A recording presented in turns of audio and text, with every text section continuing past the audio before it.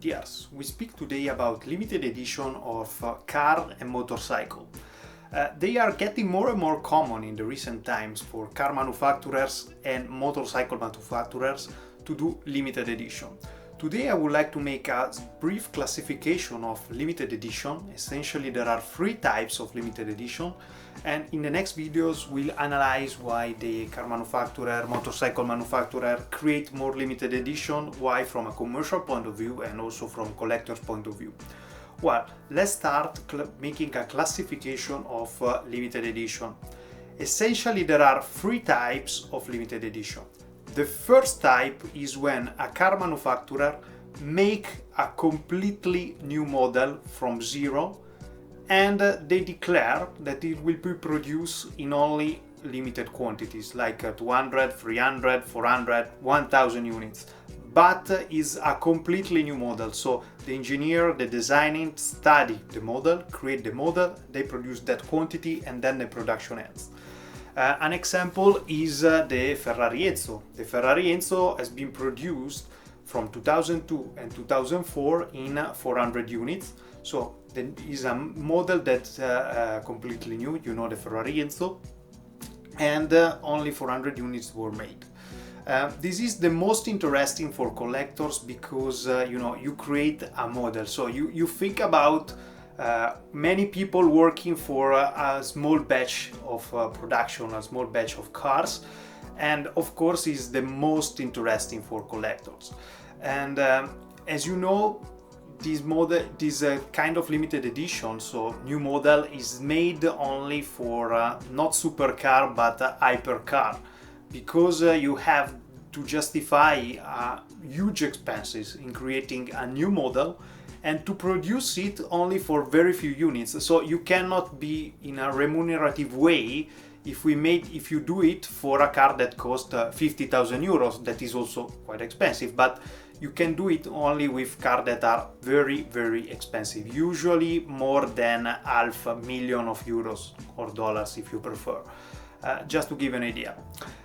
The second type of limited edition is something in the middle. So basically the cars take a standard car in production and they change it quite a lot. Just explained with some example. The BMW CLS, based on the BMW M3 E46. Basically BMWs take a standard BMW M3, that is the sportier version of BMW, and they make a lot of changes. They change CLS means lighter essentially, and they make it lighter of 110 kilos by adding carbon here and there, but not only in interiors to say there is something in carbon. No, they put carbon on the roof, for example, that 20 years ago was not such common to have carbon rooftop. Another example is the BMW CLS has been produced in 1,383 units, so not a very limited number, especially because at that time that market was not such the market of sport car was smaller compared to today, but however a limited edition by BMW. Another example is the Ferrari TDF, the Ferrari Tour de France. The Ferrari TDF was based essentially on the Ferrari F12. It's not a new model, it's based on F12, despite Ferrari changed quite a lot about the standard F12. Especially on the design, because the design of the Ferrari TDF is, let me say, quite different compared to the standard F12. The Ferrari TDF has been made in 799 units. All has been sold, and there was such big demand that if you think about the price after just a bit more than 5 years, if you bought a Ferrari at that time, that Ferrari, now you can resell it for more than double what you paid just 6 years ago. So a huge investment. And by the way, it's because it's a limited edition, but in my opinion is the best looking Ferrari, at least for the last 10 years. And as you see, the most of such kind of limited edition is made by car manufacturer that want to make the sportier version of the sport version series in production. It's get very common because usually among the other about the aesthetic and the other stuff, they all change the engine by putting it more powerful configuration. The third example of limited edition, the third categories of limited edition is when the car manufacturer take a standard car on the production and they change the color. They change the color, add some optional, they change the design of some components, usually the rim, that they change the wheels with a new design. And this kind of limited edition is not new, because even in the past car manufacturer create limited edition with change of colors. It came in my mind, for example, the BMW GS Basic, so it was 25 years ago. But in the recent times it's getting more and more and more common. So in the last years we see a lot of cars that say, oh no, there is a new limited edition, we change the color, and you see. And we see in another video why car manufacturer made such kind of limited edition, what is from a commercial perspective, why they want to create such limited edition. Example, we have a lot, for example, the Fiat 500 Riva, very nice by the way, the Citroën Dolce & Gabbana usually make collaboration between other brands to create such a limited edition, and they are made for all the levels of cars, so we don't have to think that such kind of limited edition are made only for entry-level cars or entry-level motorcycle, but all the range of cars they create such limited edition. It came in my mind, for example, the Porsche Turbo S exclusive that has been made a few years ago. It's basically a Porsche Turbo S in which they introduce new color, new special optional, more attention to details, but essentially is a minor change compared to a standard Turbo S. So that's in general way are the less interesting from a collector perspective, because usually they are made not thinking about we make a limited number of units. Usually it's not.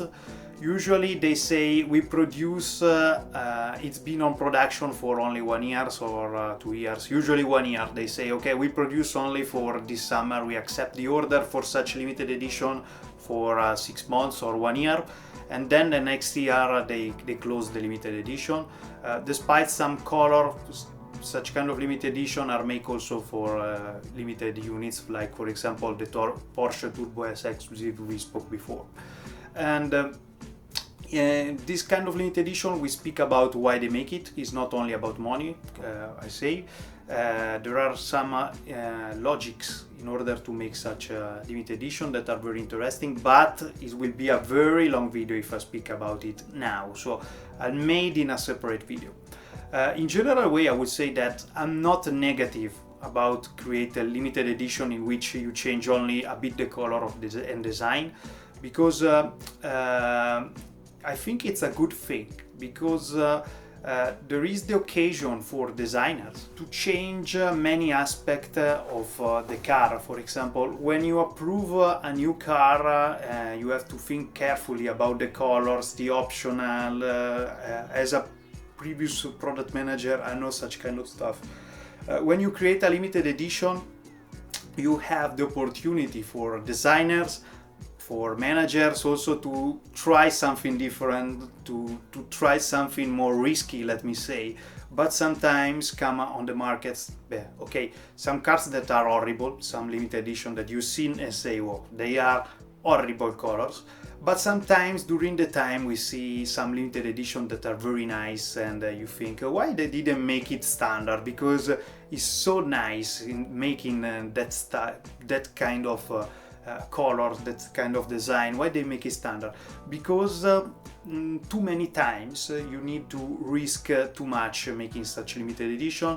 So it's a good opportunity, let me say, for try something different. And for this reason, some of such kind of limited edition are very interesting also for collectors. You know that change only the colors, but collectors want that color because it's something different. I have a lot of examples like the BMW GS 25 anniversary that has been made, is the BMW 1150, made with the same color of the GS Basic, white and blue. That the value is around the double than a normal color of BMW GS of that time. That's just to give you an example. To conclude this video, there are some limited edition, that are some naming that car manufacturers give to trim levels or models that suggest that is a limited edition, but it is not. I just make you an example.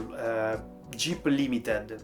There is a trim level of Jeep that is also not the top of the range. It's a Sport, Limited, Overland, Trailock, depending on the model of Jeep, that is called Limited. You say, it means it's a limited edition of Jeep, it's a limited Grand Cherokee, limited Renegade. No, it's not. Simply they give, it's a historical name that Jeep gave to trim levels. It's limited, but it doesn't mean it's a limited edition. It can be a bit confusing, but it's not. There are also some names like exclusive that sounds like limited, but they are just a name that I don't know why they decided to give such kind of name. So guys, this was the first video to make just a classification of the 3 categories of limited edition. In the next video we'll see about the commercial strategies and why the limited edition are made, why they are interesting for collectors, and why car manufacturers made them. I think it's interesting topics because many people do not imagine what are the logics of creating such models, what is the work that is on the back of creating limited edition. And see you in the next videos. Bye bye.